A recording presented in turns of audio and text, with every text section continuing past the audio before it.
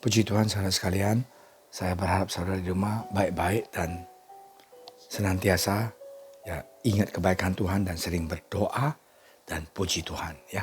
Dan saya tahu bahwa ini sebentar lagi kita sudah bebas dan tetapi keluar juga harus mau jaga protokol ya.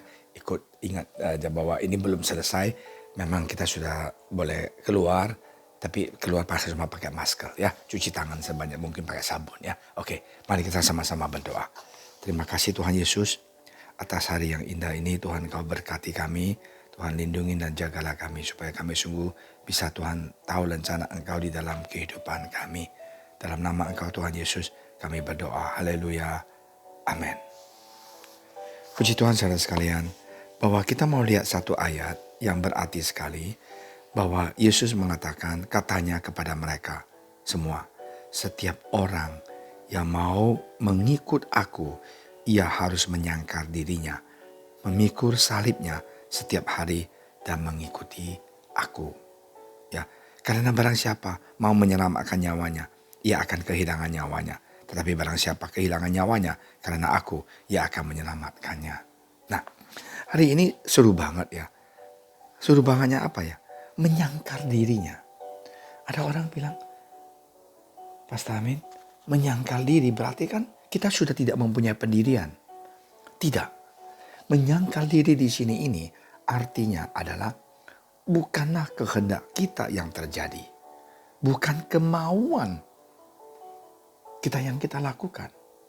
Menyangkal diri itu artinya apapun yang kita kerjakan, apapun yang kita lakukan, kita ikutkan Tuhan Yesus dalam hidup kita. Nah, menyangkal diri itu memikul salib Tuhan setiap hari dan mengikuti aku. Ini Yesus katakan. Nah, saya sering mengatakan bahwa hidup kita ini sering sekali kita menjadi bos. Nah, kalau gitu menyangkal kita menjadi penakut dong. Nggak punya pendirian. Tidak. Alkitab mengatakan acknowledge God in everything. Kita tanya kepada Tuhan dalam setiap pekerjaan yang kita kerjakan. Wow, aku senang sekali. Dan dengan kata lain, dia memanggil kita tanya pada Tuhan, diskusi dengan Tuhan. Setiap langkah, setiap hal yang kita mau lakukan. Saya senang sekali dengan ini. Nah, inilah yang harus kita lakukan. Cukup sudah saudara sekalian, kesombongan manusia. Ya, saya sudah bicara kemungkinan lebih dari 5 kali atau 10 kali. Sebelum pandemi datang, kita ini mana pernah mau fokus ya proyeksi perusahaan, mau fokus kita punya kehidupan, mau fokus kita punya bisnis, mau fokus kita punya pekerjaan. Kita nggak pernah doa.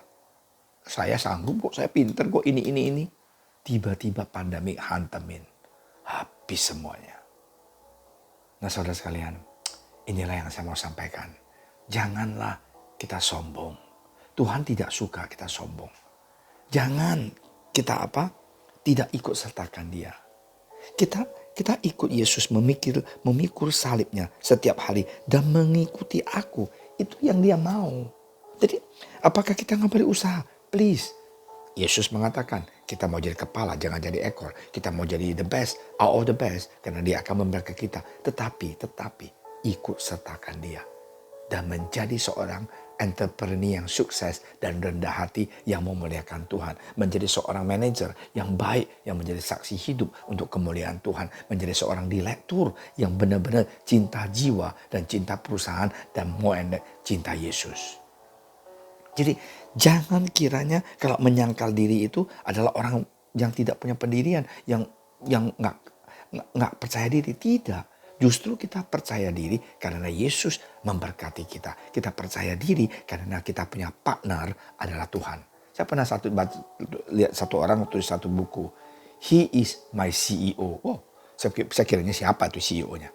Saudara tahu nggak siapa dia tulis? Yesus adalah CEO dia. Yesus adalah CEO dia.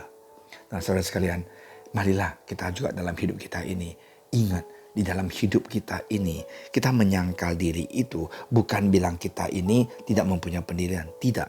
Artinya Tuhan, aku rencana mau ekspansi. Tuhan, aku rencana mau pindah kerja. Tuhan, aku rencana mau ini mau itu. Kita sampaikan kepada Tuhan Yesus. Tuhan, saya rencana mau beli motor. Tuhan, saya rencana mau pindah rumah. Tuhan, saya rencana mau upgrade saya punya rumah. You can do anything. But satu hal, you bisa lakukan semuanya. Tapi tolong ikut sertakan Tuhan. Ya, kita pikul salib dia. Kalau memang dia bilang tidak boleh, fine. Jangan kita ngotot dan marah. Ada banyak orang marah kepada Tuhan. Kenapa? Karena Tuhan tidak jawab apa yang dia minta. Nah, Tuhan tidak melakukan apa yang dia mau. Saya sering mengatakan, Tuhan bukan office boy kita. Tuhan bukan supir kita. Mas, saya mau kemana? Bro M, bawa. Saya mau kemana? Saya mau ke Tanjung Priuk. Bukan. Tuhan tahu apa yang the best untuk kamu. Dan apa yang the best untuk kamu punya masa depan. Nah, hari ini saya mau katakan, marilah kita hidup menyangkal kemauan kita, kedagingan kita, hawa nafsu kita. Ingat, kalau kita entertain dosa kita, kita tidak ikut Yesus. Kita ikut keinginan kedagingan kita. Jangan kita berbuat dosa. Aku sering mengatakan, Jesus hate sins, but he love sinner. Tuhan Yesus itu cinta pada orang yang berdosa, tapi dia benci dosa. Jadi jangan kamu lakukan dosa. Kalau kamu kan dosa, Tuhan gak suka sama kamu. Dan juga gak suka dengan kita. Kalau kita tahu itu adalah dosa dan kita tidak bisa self-control, kontrol diri kita. Nah karena itu, marilah kita sering ketemu saudara seiman.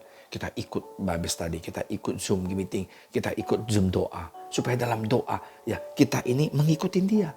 Jadi waktu kita doa pagi, kita mengikuti Yesus. Kita menyangkar kedagingan kita. Karena kedagingan kita mau tidur, kedagingan kita mau makan bakmi acong. Tapi Yesus mau kita berdoa. Kedagingan kita mau kita ketemu teman-teman di kopitiam. Tapi Tuhan mau kita berdoa. Lakukanlah berdoa. Nah, Tuhan Yesus pasti akan berkati kalau kita menyangkal diri kita dan ikut Yesus. Mujizat pasti akan terjadi, berkat akan turun dari sorga. Ya, mari kita sama-sama berdoa. Terima kasih Tuhan Yesus atas firman Engkau yang begitu berarti.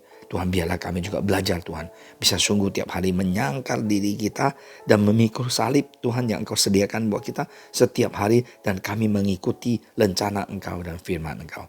Terima kasih Bapa.